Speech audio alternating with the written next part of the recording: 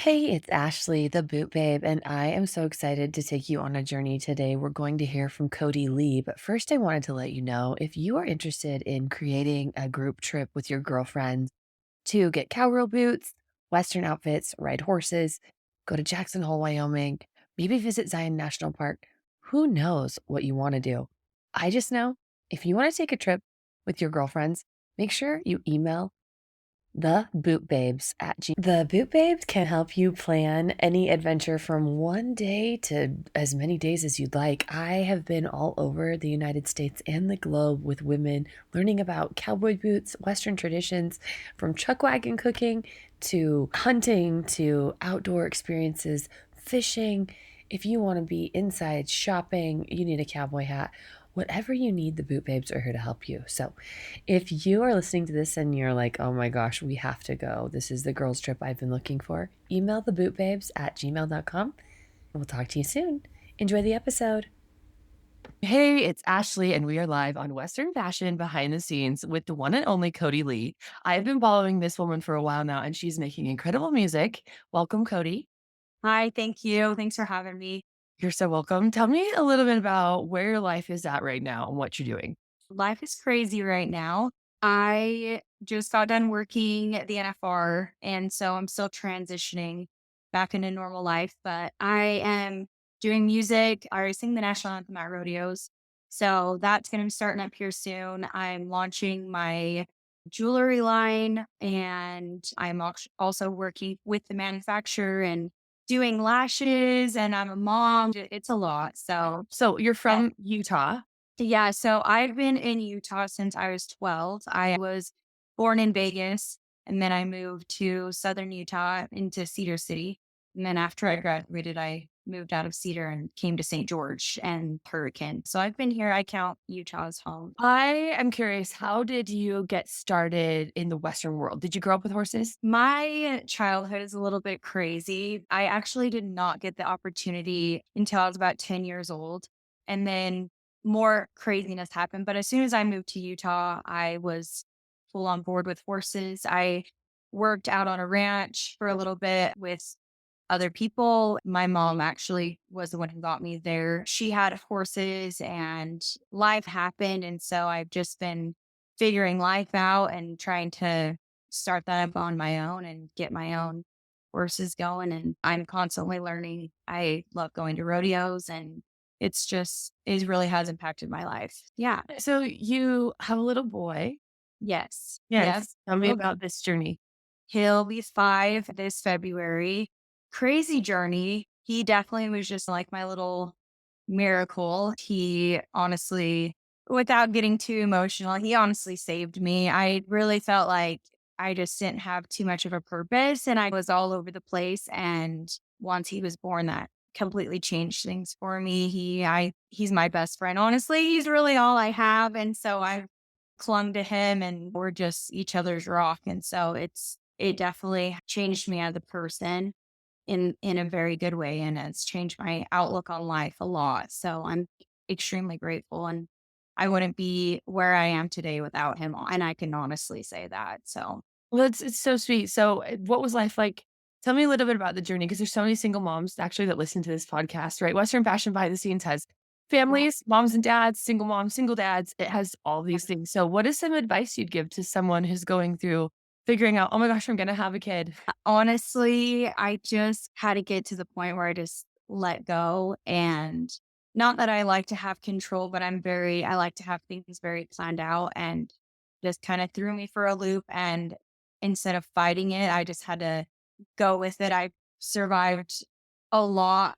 And for my past, if I could have gone through all that and made it this far, I was 27 when I was pregnant. It's not like I can't figure it out, but there's no right or wrong way to do it. You just have to figure it out day by day. And I really had to figure that out because I don't really have people I can go to for advice and stuff. And everybody puts their own input in on how you should be a single mom and all the things you should or shouldn't do. But you'll know in your heart what's right to do, and you just have to ride the journey out. So, That's good yeah. advice. There's a lot of people that are very scared of figuring it out and trying to navigate that world. How do you balance? Tell me about your music career. So do you make other music too? Yeah, so I actually when my son was born, I before my son was born, I had this incident happen and I really sat down and I was like, "What do you want to do like for the rest of your life? What is one thing that I could not survive without?" And it's always been music. Music has saved me my entire life and I have bought it because it's so hard to be vulnerable. And I love writing music. I hate being the center of attention. It's hard to be vulnerable like that. And I had to learn to embrace it. And I told myself, this is the only thing that you've always came back to. And I need to just embrace it and go with it. And so I had that outlook. And then after that happened, I found out I was pregnant and everybody's like, "This is it for music, like, you can't do it while you have a kid," and that it was told to me so many times that I'm like, "You know what? I am going to do this," and so my son was born, and I got the opportunity because I was in Nashville for a little bit before my son was born, ended up coming back to Hurricane, and so I decided that I'm going to go out to Nashville and get into the Nashville scene, but I couldn't do that without working. Obviously, the music industry is very expensive. And so I opened a lash studio out there. And so that turned into it was insane. Like lashes were so new out there that I squeezed in at the right time. And I didn't think during COVID it would take off. But honestly, I don't think I could have done it at a better time. And I was ending up flying out there every 3 weeks. And it was great. The money was amazing, but it got to the point where I'm such a worker that I felt like if I was doing anything with music, it was just play, and I felt guilty, especially because I had a kid at home, and it was just so I after 3 years of doing that, I needed to stop because I'm like, I'm missing even though I was only gone for a few days at a time, but I was missing these stepping stones with my son and just the guilt of it, and I but it was hard to pull away from that money, but after a while, I had to just yank that out, and so now I'm trying to get and I wrote and produced 2 songs while I was out in Nashville. Tell me a little bit about those. So, I I don't know, getting into the music industry, everybody has their opinions on what you should do and how you should write things and how women don't write about certain things, and I have some deep stories, like, I it's not no I have s there's some deep stuff there, and so I just my first song that came out, R.I.P, I the lyrics are very much me, but the way that it was produced was not. But I just went with the flow of it, and honestly, it is not my favorite, but I there's a lot of younger girls that reach out to me that are very appreciative of that song, and just even though it's not my best work and it's not the best showcase of, like, my voice and who I am, it just feels good knowing that even if it is only 5 or 10 people that it impacted them, it really that's why I do music, and that's Okay, why let's explore that a little deeper. So what does the song say? Do you have the song? Can you play me the song a little bit? yeah, Yeah, okay, yeah. I wanna hear it. Yeah, Uh, so this is a really cathartic journey. Western Fashion Behind the Scenes and the Cowboy Boot Podcast really take people on a journey inside of people's lives, and most people's yeah, lives are pretty dang messy. That's just normal, right? We all have these giant messes going on, and we all look very put together sometimes. And yeah. so it's fun to explore all the facets of people. And yeah, the vulnerability part is where a lot of women reach out and say, "Oh my gosh, I heard this on the podcast. It changed my life significantly. Thanks for being brave enough to talk about it." Those are some hard things to talk about. So yeah, I'm excited to hear this song and tell me a little bit more about it. The lyrics are pretty deep. It's very and it's not like country. I don't call it as country. I don't call myself a country artist. I just call myself an artist. The way that it was very emotional for me, it is just I'll play some of it and then I'll explain a little bit. Can you hear it? I can't hear it very good. It's okay. And we can clip it like in. We can Yeah, we'll clip it in. We can clip it in. Yeah. I can play it on my end. I just want it's to. on Spotify and Apple. So Okay. So what's it called? it's called R.I.P. So this was my first one. And it's Coding Lee, Codele, just so that everyone knows if they're going to go look Yes, for and it or. there's another artist on there, we have the same name, but she has a dash in her name, and she's an Australian artist, so I'm the one without the dash again. It's basically just like, there's certain times that I'm a night owl, and my our minds are crazy at night, and those are when those memories start to pop up. And this song basically, it talks, people think it's about a guy, but it's my childhood. I was given up at a young age, and a young age, but almost into adulthood.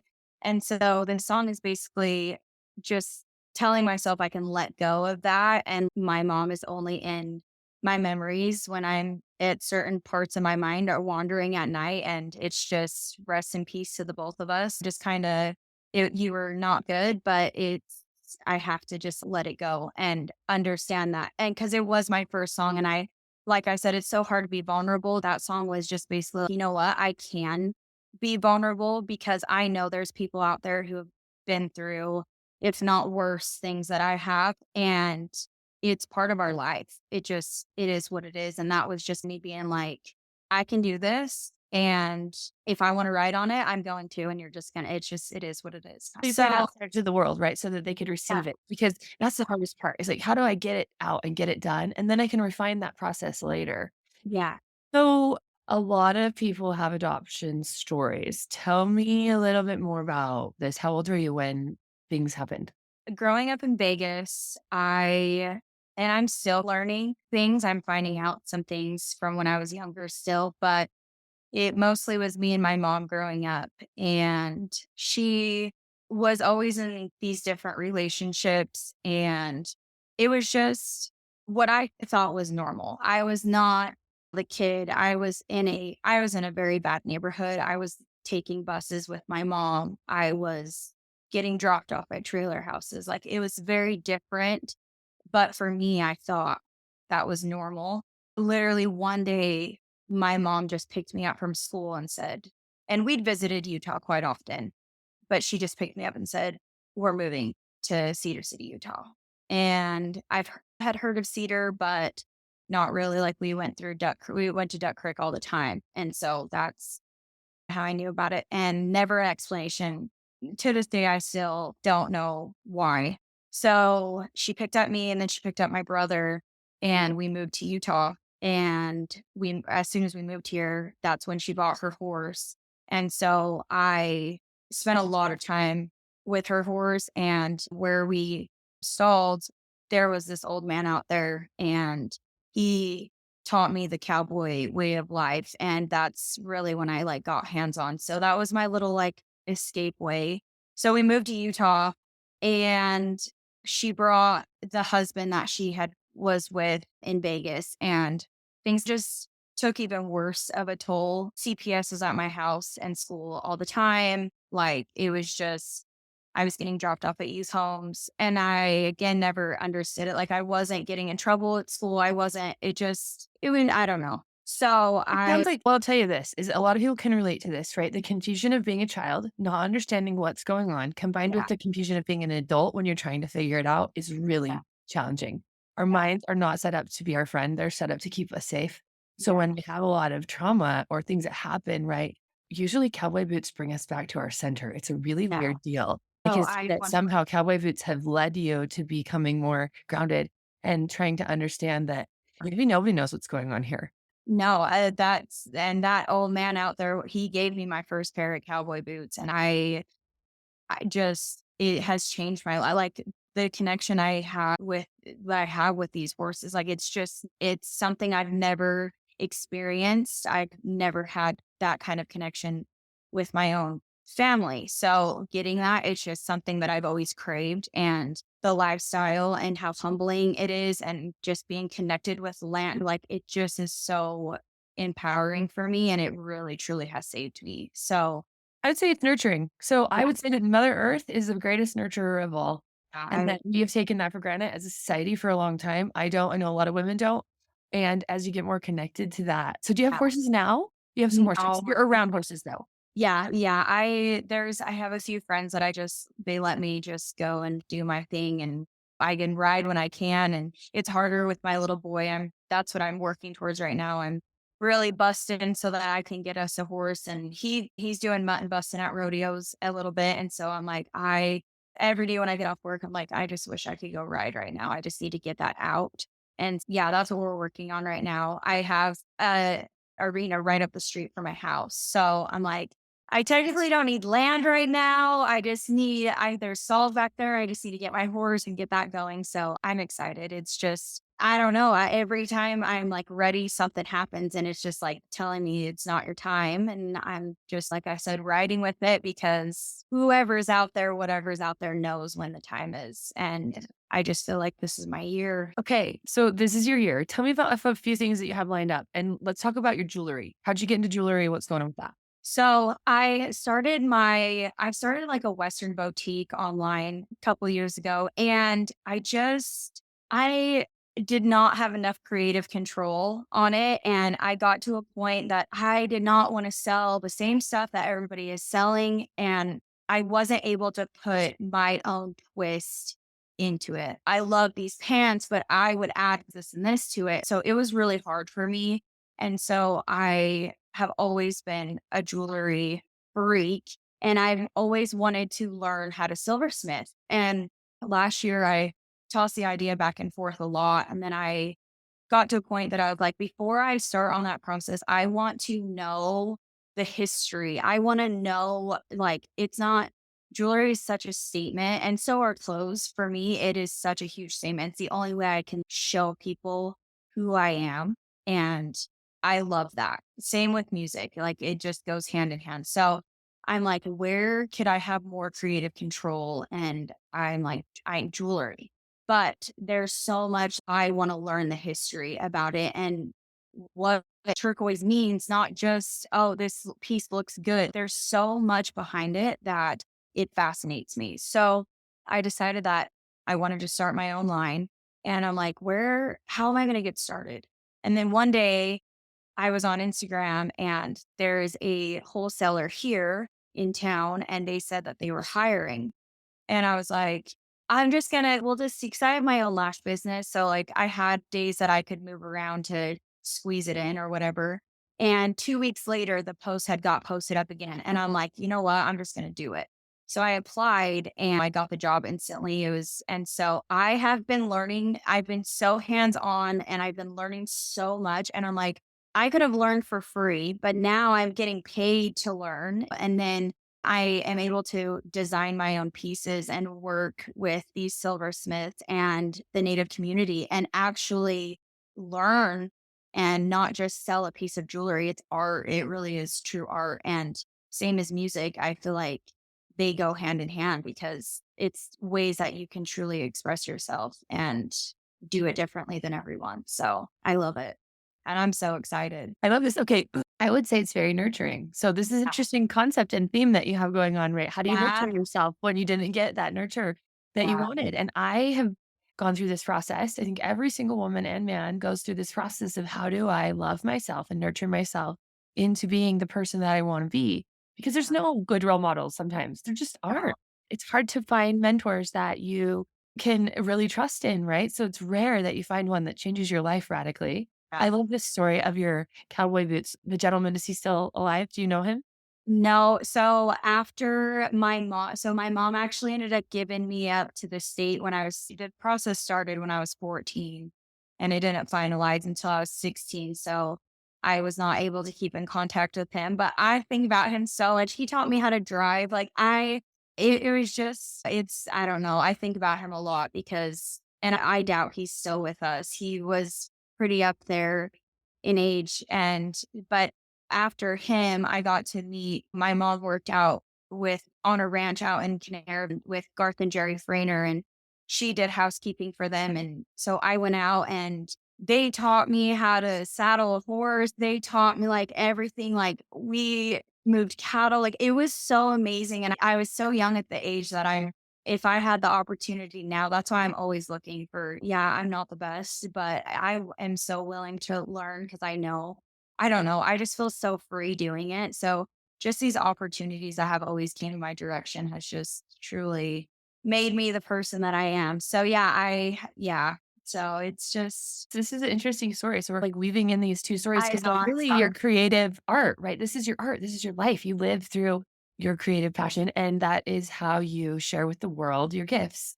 And Yeah. it does seem quite uncomfortable sometimes for everyone, right? I Yeah. think this process of shedding our layers and figuring out who we're not and who we don't want to be Yeah. and how we don't want to act. And why would we act this way, right? Because I would guess that it's been challenging to navigate how to trust and who to believe and how to think. And these are things that we all struggle with. And it really impacts the way that we handle our emotions.